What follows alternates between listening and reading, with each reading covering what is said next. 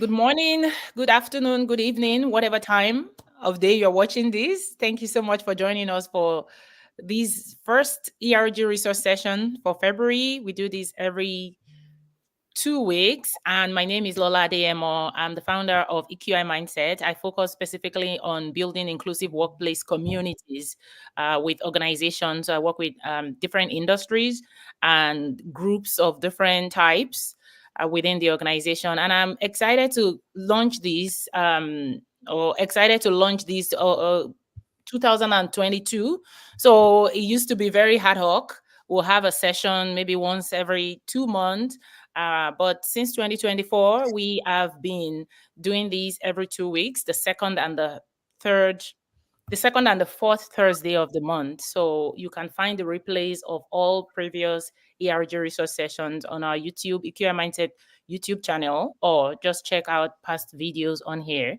So if you're watching this live or you're watching this on replay, make sure you drop a comment, contribute. We really want this to be a great conversation. And that's part of why I have two experts who are going to be joining me today to focus on Black History Month, Black ERGs beyond Black History Month. As you all know, this is Black History Month in the US is February, and there is Black History Month in in Europe, a different month. And so these conversations happen twice for people that work within global organization. But there's a lot more to Black ERGs than just Black History Month. And that's what our conversation will be around today. The first part of it is the people behind the scenes doing the work. So I wanted Brandon and Kemi to introduce themselves and tell us about your day job first. Before we get into the ERG talk, Brandon, do you want to start and tell us about yourself? Yeah, sure. Thank you, Lola, and thank you for having me today. I appreciate the opportunity to speak to everyone here and talk about my experiences, both with the ERG and my day job, as you put it, which I feel like both are my day jobs right now. So my name is Brandon Timone. I am a payment strategy manager at Cash App, which is part of the Block organization. On a day-to-day basis, I'm responsible for monitoring and managing our credit card processing performance while also looking at fraud rates. So working pretty closely with our fraud and risk teams to ensure that industry best practices are put in place, while also working with other payments specialists to ensure that we are processing all of your payments back and forth seamlessly. That's on a day-to-day basis what I'm working on. And then, as I said, like right now, we are heavy into the planning and execution for Black History Month, which is my other day job right now, and probably will be throughout the rest of the year, given the way things are going. So again, thank you for having me. Thank you, Brandon. Kemi? Yes, so my name's Kemi Komolafe. I'm a global business experience specialist at Thermo Fisher Scientific. That's my day job. On a day-to-day basis, I'm basically kind of tracking we call it it's an internal name, but it's generally known as the Net Promoter Score across the businesses, across the different regions, specifically for the biosciences region. Specializing in science and biotech. So basically looking on how we can improve the customer experience, the business experience across a lot of touch points, predictive analysis, using a lot of Gen AI now as well. So yes, keeps me really busy, but not enough to stop me from working on the ERGs, which is a really good thing. So I've been involved with them since 2019. So it's been really great having both a day job and a yay job. That's how we like to say it within the company. I love this. I'm gonna use that. A day job and a yay job. Yeah. And sometimes we need the yay job to keep up the enthusiasm Sure. for the day job. Yes. Oh my gosh. All right. Well, thank you so much to you both for being here. Do you want to share a little more about your ERG journey, Brandon? How and when? How long have you been involved with ERGs, and why are you still involved in it? Yeah, that second question's I think a Everything. great one for everyone. Yeah, who's ever been involved in an ERG. Maybe it's why are you and how are you might be the question. So I've been involved in ERGs for about 6 years now. I have served as strategic advisor to a few different Black ERGs. I've worked collaboratively at different companies to further inclusion and diversity, or DEI, depending on how you refer to it, for not just the Black ERG, but all ERGs. I have served as co-chair for Black ERG starting this year, but served as strategic advisor last year for the remote chapter, which is the majority of our members. Prior to that, I was at Stash Financial, where I served as co-lead on the Black ERG for that company as well. So it's been 2024, 6 years or so since that I've been doing this. And the reason I keep doing it, it's definitely not easy. I don't wake up and say, yay, today I'm going to have another fight on my hands or another like conversation that's difficult. But I do it because it's for the people. Like, I am passionate about DEI in general, and I'm here to help other people. So I sign up every time knowing that it's going to add time to my day that is no longer my personal time. I know it's going to add more work to my plate, but I'm doing this because I actually think that this is how we make advances, not just for employees, but for the community as a whole. I don't focus at least, solely on what can we do for the employees, even though it is an employee resource group. How can we give back to the broader community, whether that is within the company that I'm working in or to the broader community outside of the company? How do we further the mission of all of our peoples at any one time throughout the year? And that's really what keeps me going. So the appreciation isn't always there, but when it is, that's the one thing that can kick you and keep you, coming back the next day saying yesterday was tough. Today might be tough, but let's just keep working at this, because if we don't work at it, we're not going to make progress. So that's why I keep showing up and have been doing it for years now and don't intend to stop anytime soon. Thank you. Thank you so much, Brandon. I love it. And this is part of why I love hanging out with ERG leaders, because of that passion. And I'm excited that we get to just bring some of these out today, because a lot of time we feel these, we sense these, we get this when we get together, right? But now, we need to take that a notch up and share it, so people know why, people understand why. And this is going to lead into sort of how people, our leaders, our managers can support as we go on in the conversation. But Kemi, how long have you been, and why are you still? Yeah, so it's been about 5 years, and I think the really important thing to note is that even through COVID, because COVID was a massive speed bump for, I think, all ERGs, because a lot of them thrived on being face to face, and then you couldn't do that, and you had to really pivot quickly. Could it still work in a kind of virtual environment? And so it really kind of challenged us. And if you're still in it after COVID, then, I feel like you're really committed, you're really passionate about it. And that's, for me, it is so important, with our BRG. Well, we call it a BRG to start with. And to what Brandon said, it's more than just the employees. So we actually rebranded, not us, the management team at Thermo Fisher Scientific rebranded the ERGs as business resource groups, because they understand, and rightly so, appreciate how much financial contribution, how much it elevates the profile of the company, having these kind of groups that are fostering belonging and helping people to be their authentic self at work. And also, more than that, when you're truly who you are at your work, you're performing better. When you're performing better on your day job, you are bringing in, more clients, or whatever it is that you're doing in your space, you're doing a better job for the business. So without a doubt, I think for me, seeing that impact is probably what has really kept me involved and really passionate about it, because yes, I want to see, other colleagues who look like me, who feel that they can be authentic in that space and really thrive in their jobs. But also, I really want to know that we are making a big impact in terms of the business and how it's been viewed in the corporate world. So that's probably why I've stayed around for that long. Yeah. And I was going to ask a question about location, just because we're talking about, Black history in the US, Black history. I don't think we shared. So I am in San Diego, California. Kemi, where are you located? I'm in Scotland, United Kingdom. Brandon, where are you? I'm in Denver, Colorado. See, okay. We're all over. And so you touched on COVID. When you said 5 years, I was just like, wait, COVID is less than 5 years ago. It feels I don't Depends know on how why you it's count it, but yeah. yeah.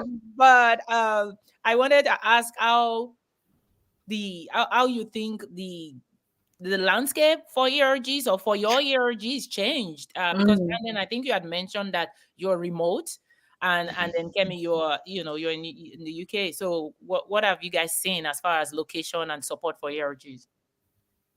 Kemi, you can go Yeah. first. Okay, well, I think it's so much more challenging.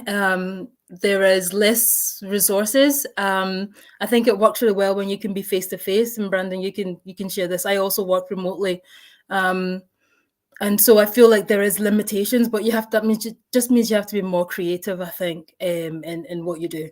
Go on, Brandon. Yeah, I'll echo that. I've done this both in person, excuse me, and remote. So when I started working with ERGs, I was in person in the New York City area, and so it was very easy. We were all in the office. It was, a startup environment, so everyone was young and happy and spry and wanted to do stuff. And it was very easy to just say, "Hey, we're going to do this event in the city, in 2 days, and we could get together, or we're going to have someone come into the office, and if you can make it, great, and we would have great turnout, and we would have events, in person for 50 plus people just on a whim, and we had the support for it. I transitioned to a remote role while I was still working with the ERG there, and have worked for remote first companies now for my last two positions. And so I agree with Kemi that it just takes a lot of creativity, because having an in-person like happy hour or like get together, it's pretty straightforward. You order what you need, you invite the people that live there or can travel there, and then you have your event, and then you're done, and you do a debrief. But when you're remote, you have to think about how do we take into account all these different time zones. I'm currently planning and scheduling for this month. Still, we have a bunch of events, but we're across not just the US time zones. We have a UK chapter and we have an Australian chapter. And so we have to prioritize as many people as we can.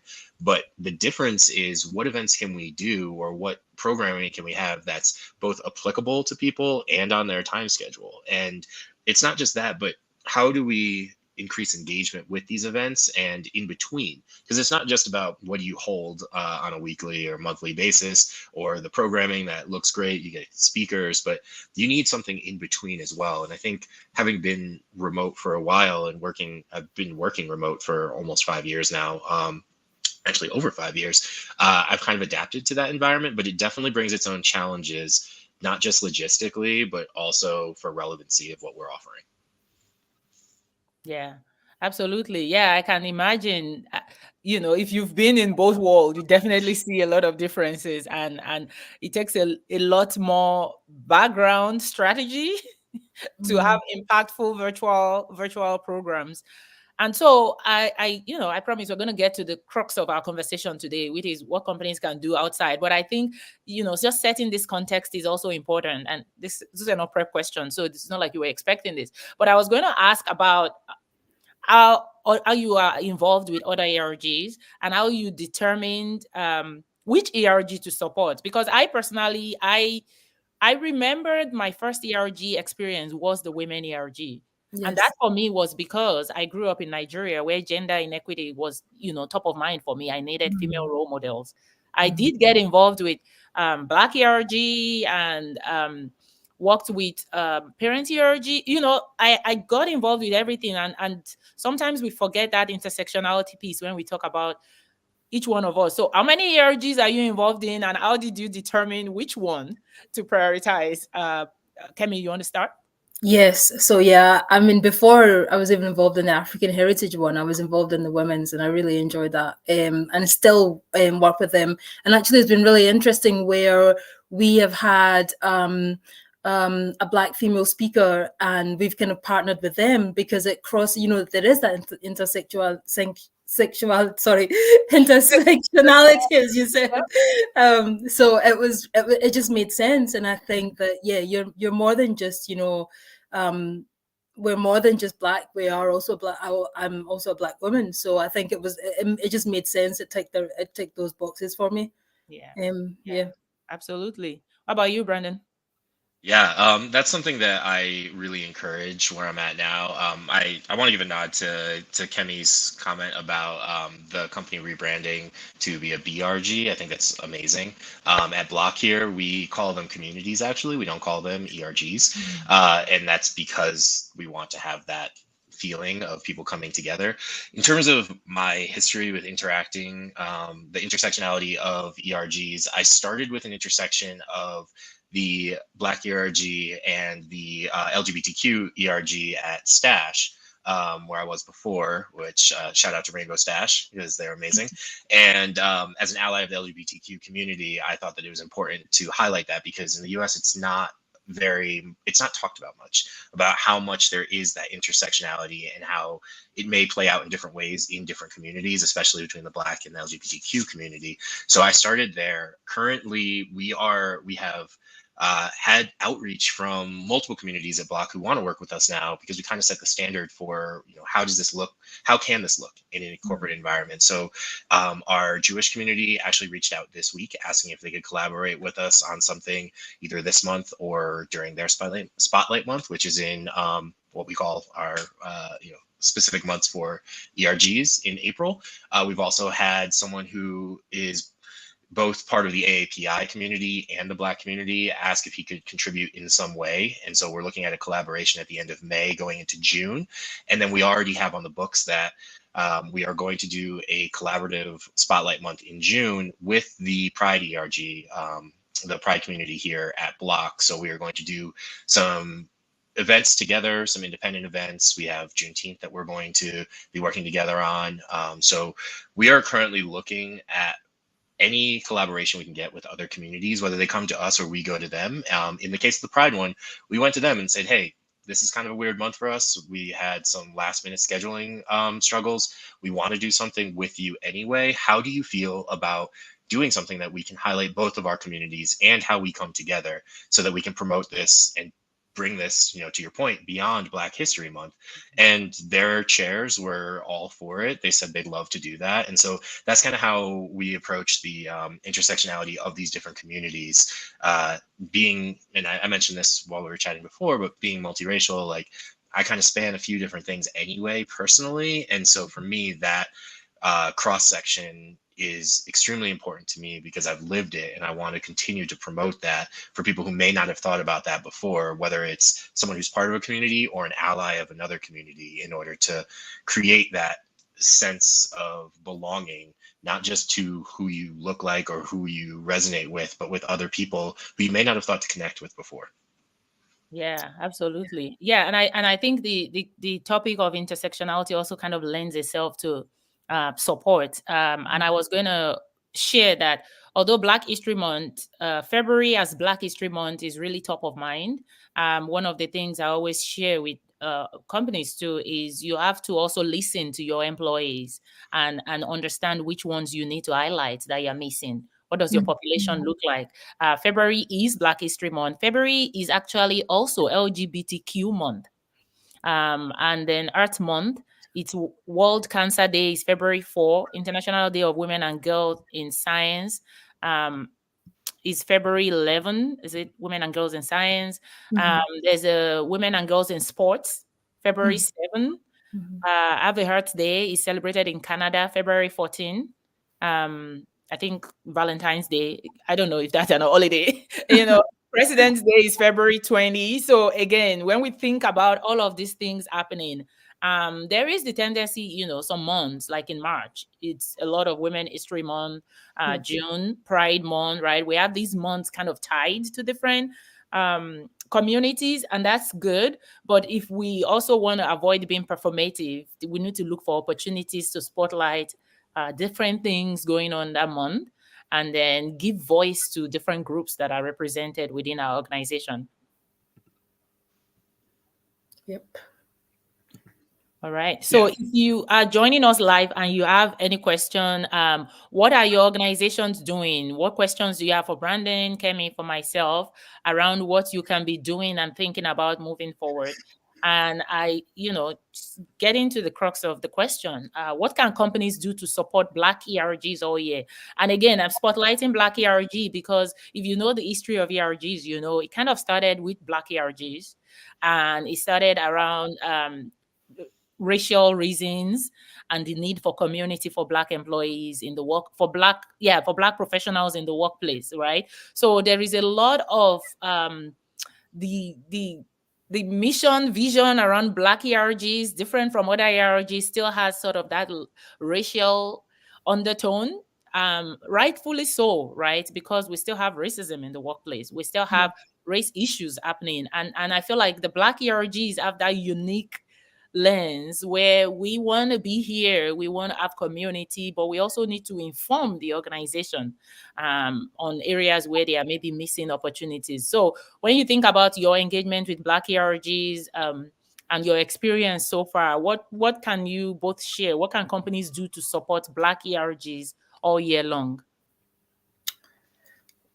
I can take this one first if you want. Yes, before answering that question, I would like to prefix that question with a little comment, please, if I may, Lola. Yes. It's just to say that, when people hear like, oh, it's why are you making an ERG just for Black people, or why are you making one just for this group of people or just that group of people?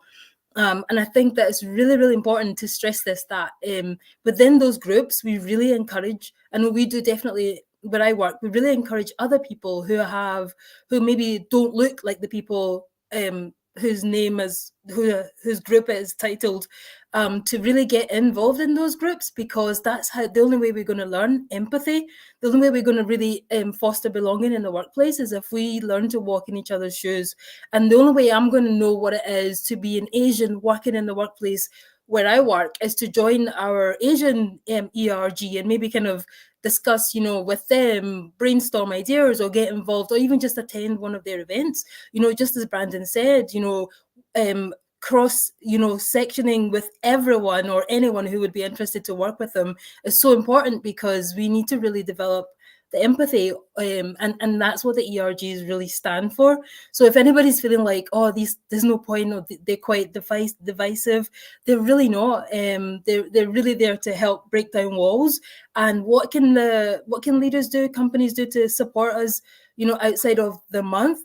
Like, just honestly, don't let it be a tick box exercise. For me, that's what it feels like a lot of the time. I think it's really important where maybe one of the leaders actually gets involved in the Black ERG and actually, really kind of sews into it and shows up at things, champions it, and actually really walks in our shoes, and not just kind of like ticks a box to say, yes, we supported them. I don't know, we donated this amount or whatever to this charity, we've done it, we're good.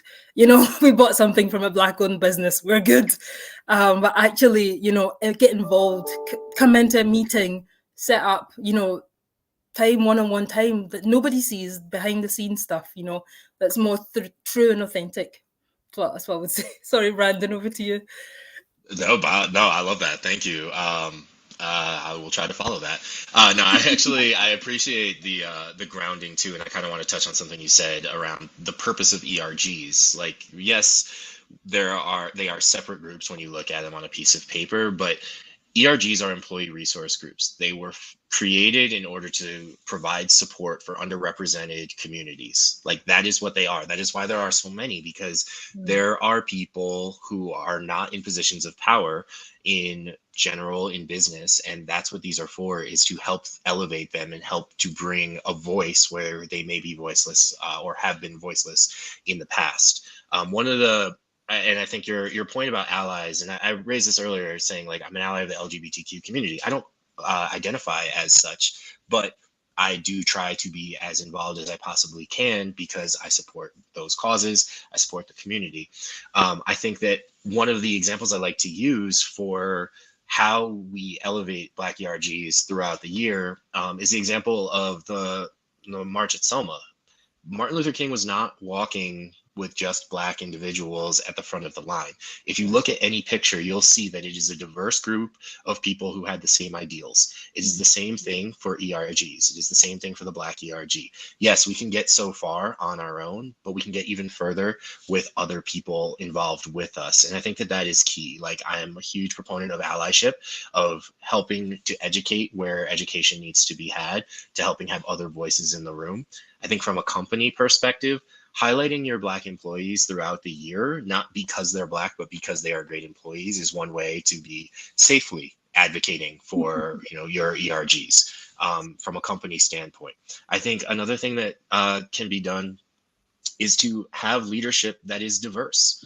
You should not have the same looking people at the top. Otherwise, you're going to imply to your employees and the external community that that is what you value most and that that is what is the best. It has been scientifically shown that diverse teams actually perform better, that you get more ideas in the room, that you get more revenue from a company standpoint, and that you actually are better off when you have those perspectives there. I think that that is something from a company level perspective that really promotes ERGs without being in your face about it. You don't have to say, hey, I'm doing it. If you do it in a performative way, as Kemi said, you're doing it to check the box. You're not actually going to get the benefits of that. And it's going to look like you are supporting these people because you want a diversity hire, or you want to highlight this person because it looks good for you. But if you really want to do what's best for the company and to promote ERGs, whether it's the Black ERG or anything else, it's to really embody that idea that we need this diversity across the board. For a Black ERG specifically, I don't want to hear from a leader just in February or be asked in January, what are you doing? And then I never hear from you again for another 12 months. I don't need that. Like, quite frankly, I'm here because I genuinely believe in what we're promoting. I genuinely believe in making the company better. And I want to see that from leadership as well, which is why we have executive sponsors for our ERG that will be advocates for us in the room with other leadership.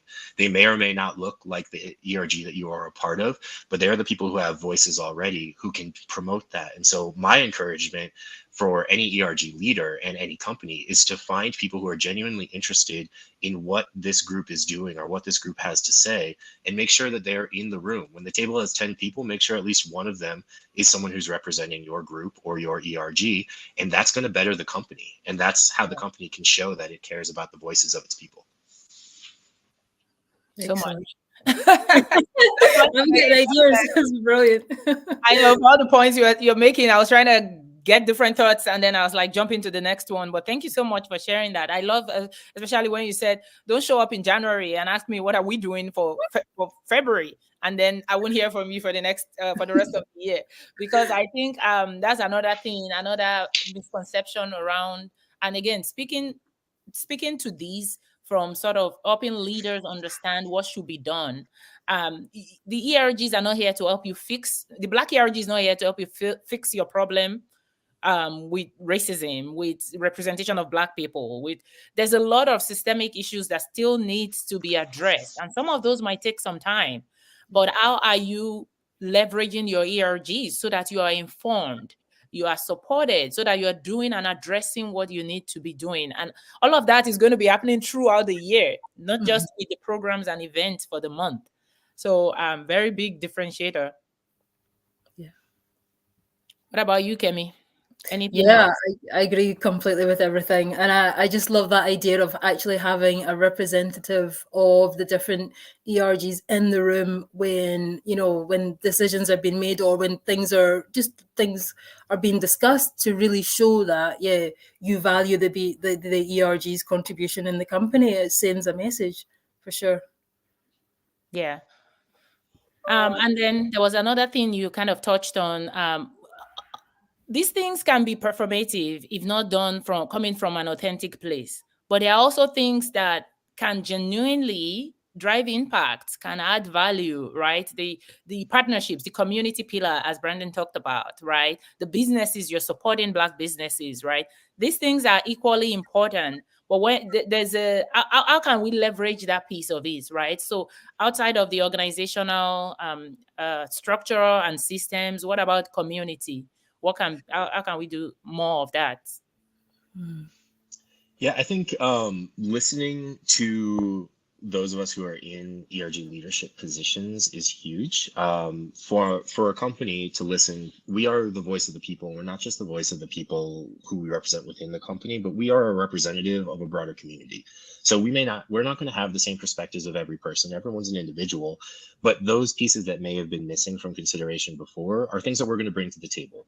And so actually factoring that into those decisions, to those future considerations for the company, or for like how much you fund an ERG, like those are important pieces to understand, that you only have to listen to a handful of people, not a million people, in order to get some kind of perspective that you may not have had prior to listening or having that conversation. I think on the broader community perspective, one of the things that I've helped facilitate here at Block is, I mentioned that I was working at Stash Financial prior to this. I actually connected the Pride ERG here with the Pride ERG at Stash to create a broader community. And that's, a shout out to Philip Hales, who's been co-leading the Pride ERG at Stash.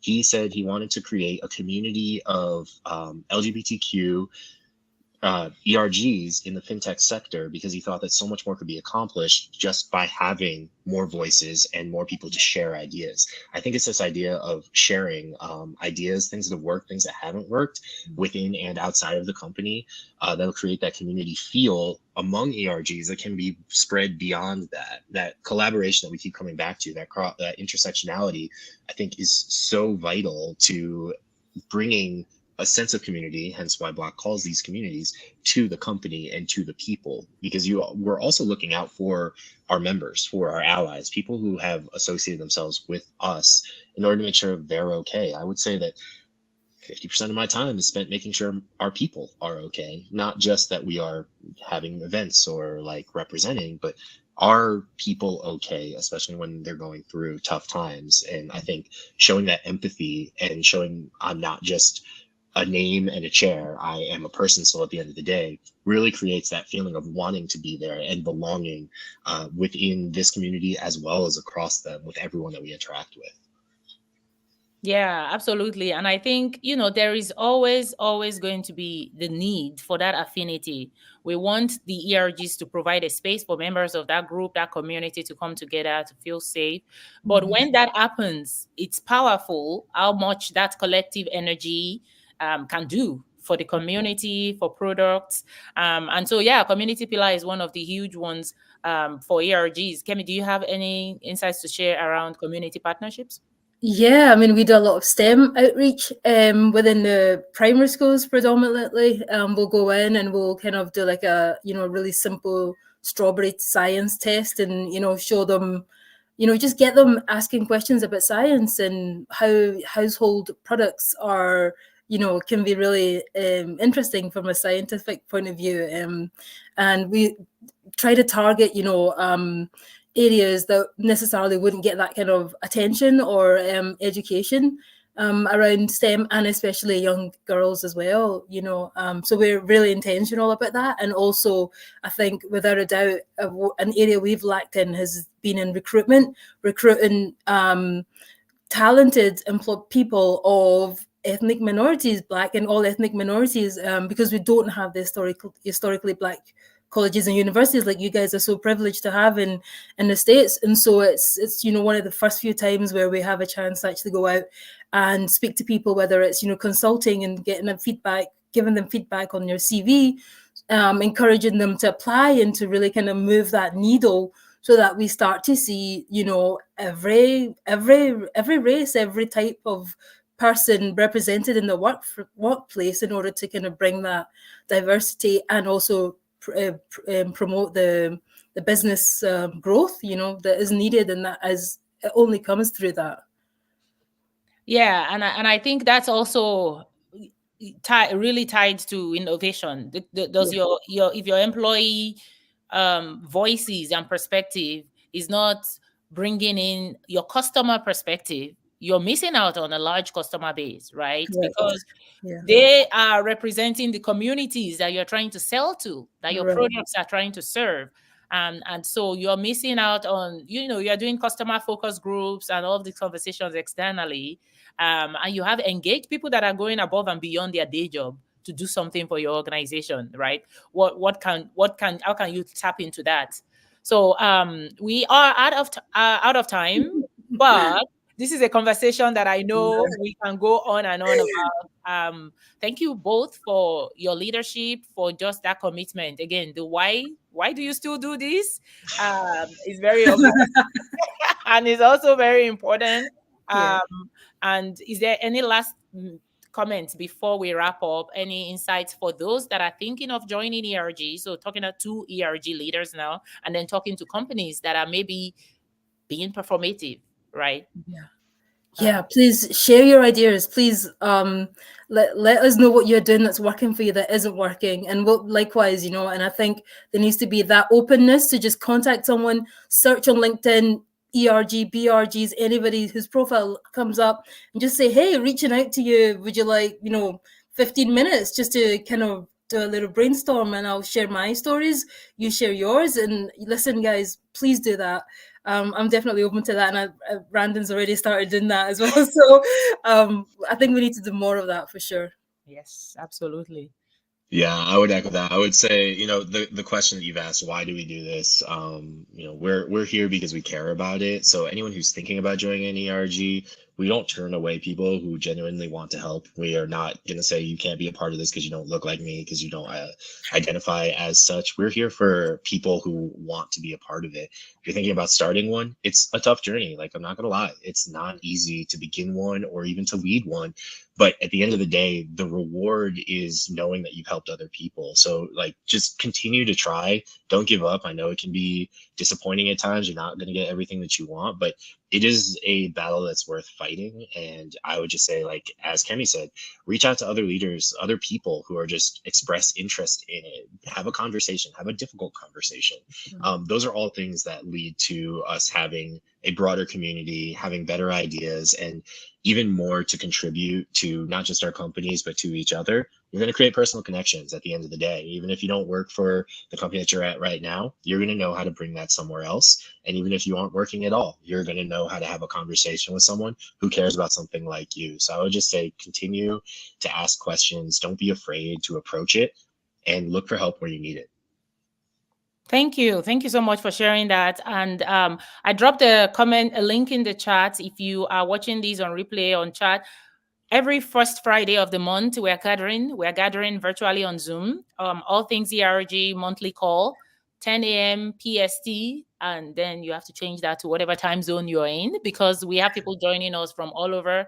If you're looking for a space to connect with other ERGs, that's essentially what we do. Share best practices, bring real-time questions, do some networking. I see it as a space, an ERG for ERG leaders. And the people that attend, very interesting breakdown. We have a lot of ERG leaders, but we also have a lot of ERG allies and advocates, executive sponsors, and ERG managers. And it's just grown to be a huge community over the last 2 years. The same time, the same Zoom link. So I hope you can all join us, and make sure you connect with Kemi and Brandon. And I am looking forward to checking out some of the questions and the comments on these, and being able to support you all. Thank you for joining me. I really appreciate your time. And I will talk to you both very soon. Thanks, Thank you so much. Thanks for having us. Thanks. Nice to meet you, Brandon. Nice to meet you as well. Bye.